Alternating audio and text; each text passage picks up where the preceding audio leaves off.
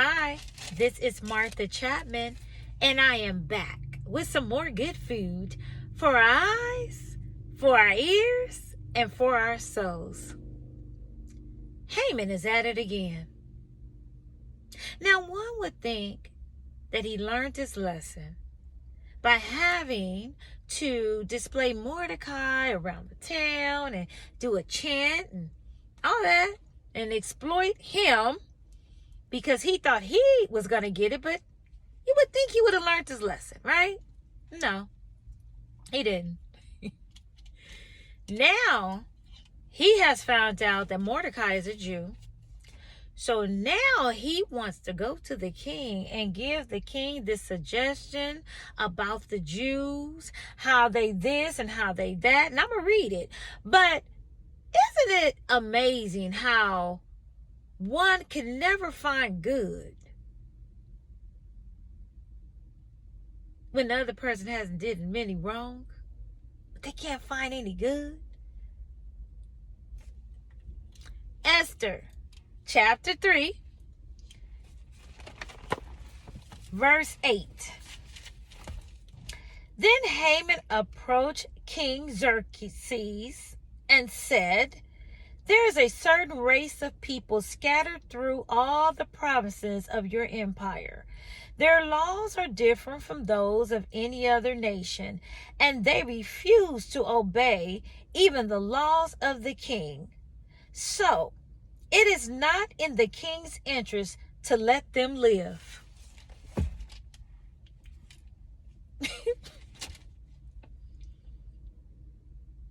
Why? Why is he talking about not wanting someone to live? It's not in the best interest of the king. And the king is not a good leader because he bought into it.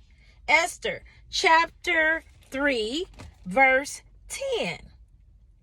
The king agreed, confirming his decision by removing his signet ring from his finger and giving it to Haman. Leaders, stay leaders. Parents, stay parents. Speak up.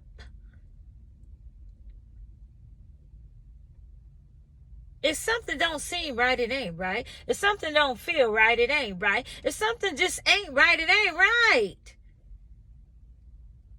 He wanted to kill a whole bunch of people because of their race. Esther chapter 3, verse 13.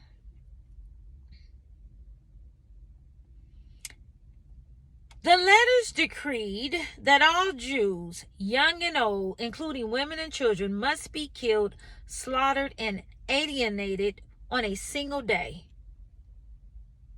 Moving down to verse 15. At the king's command, the decree went out by the swiftest messengers, and it was proclaimed in the fortress of Susa. Then the king and Haman sat down to drink. What are they celebrating? That's a weak king who's celebrating something that's not right. But Mordecai gets word of it. And Mordecai is devastated. He rips his clothes. He's grieving. He knows, like, this is not right. And I want to pause and say, if you know something isn't right, don't fall into it. Stand. Stand for what you know is right. And sometimes standing ain't easy, but it's worth it. The king should have stood up, but he didn't. So Mordecai, he knows that he has to do something. He has to do something quickly. So he goes and he grieves by the palace. And Esther peers out and she notices something about Mordecai that's different. And she sends her messengers to inquire. He shares with her what's going on. And he says in so many words, Esther, you have to do something.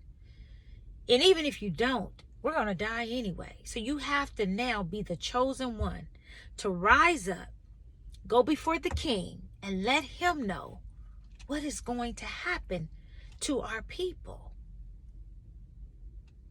Chapter 5. I'm still in Esther. Chapter 5, verse 3.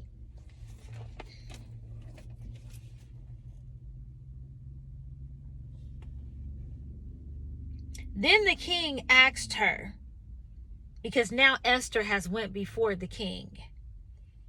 What do you want, Queen Esther? What is your request? I will give to you, even if it is half of the kingdom. He respected her. He knew she had integrity.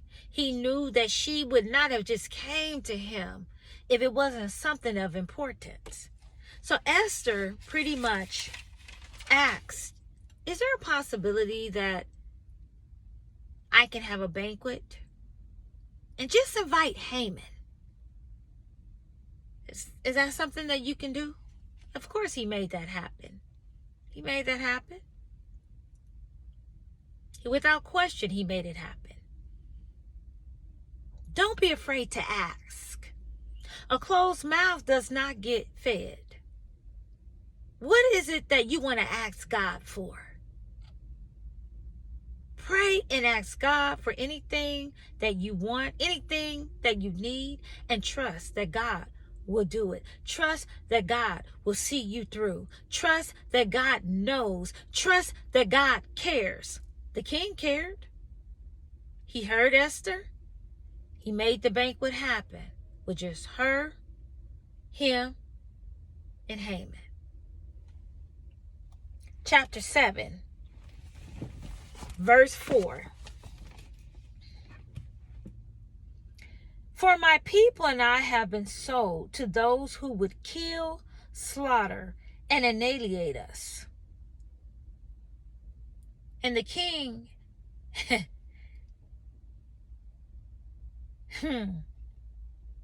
she has his full attention. Verse 5 and 6. This is the king. Whom are you talking about? King Xerxes demanded. Who would dare touch you? Esther replied, this wicked Haman is our enemy.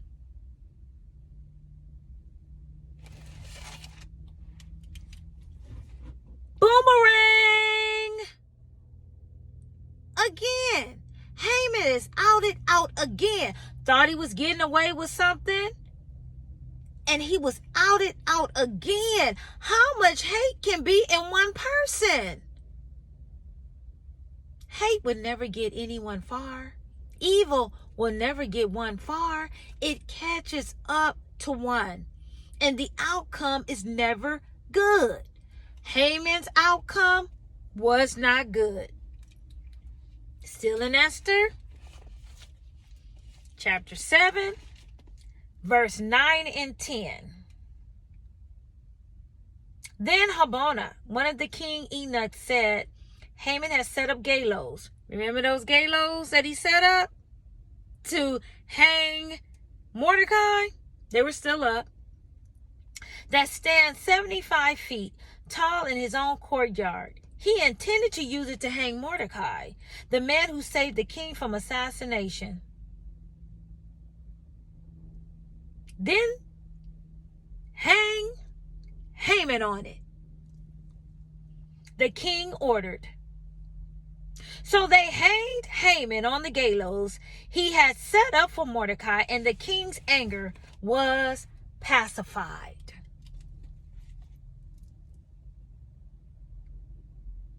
That's the outcome of evil. That's the outcome of manipulation. That's the outcome of betrayal. That's the outcome of just being messy just because you can be. Did he get away with any of it? Absolutely not.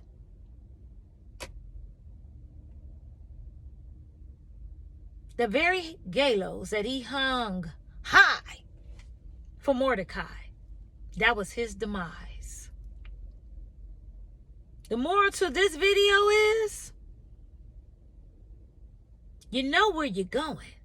but you don't know where you'll end up. So live the life as decent as you possibly can. Live a life that has integrity. Live a life that mirrors the best character of a person that one possibly can, because your end will end in a way you least expect it to end, because Haman didn't see that coming.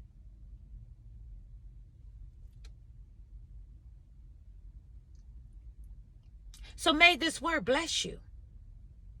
May this word remind you. Be careful of the plot that you set for someone else, because that may be the very plot for you.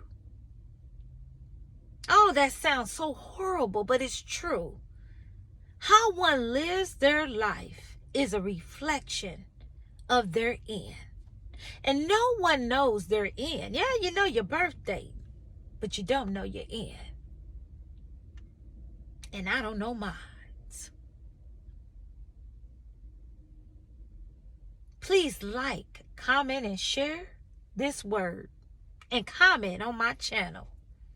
And until next time, keep shining.